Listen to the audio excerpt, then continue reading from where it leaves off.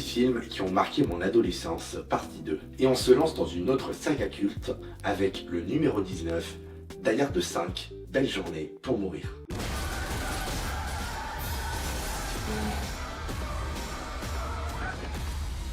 Jack! Papa? Je vais dire un truc qui va m'énerver beaucoup.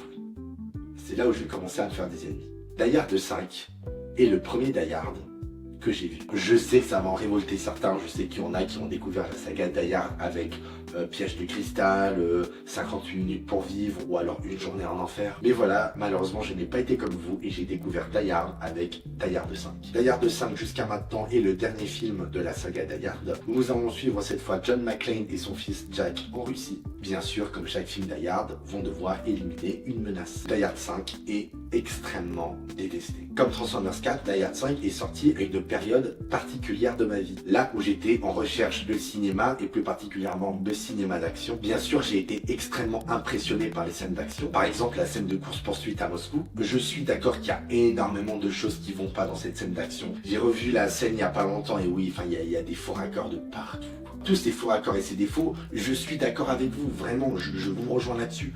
Mais disons que pour un gamin de 14 ans, parce que le film est sorti en 2013, bah tout ça il ne le voit pas. Il voit juste une course-poursuite avec un camion qui dégomme tout sur son passage et c'est tout. Et voilà, et ça à l'époque, ça m'a suffi. Et bien sûr, il y a d'autres choses qui vont pas. Enfin, par exemple, John et son fils qui vont à Tchernobyl sans combinaison, alors que les méchants en ont, et que eux ça leur fait rien. Et puis l'histoire est extrêmement vue et revue, des méchants russes, une menace nucléaire.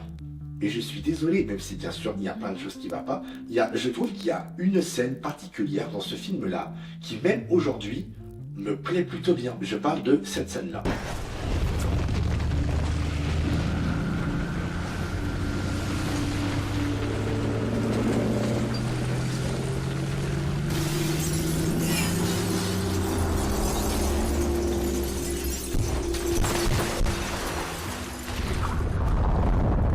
En vrai, cette scène-là, même encore aujourd'hui, bah, je trouve qu'elle marche plutôt bien.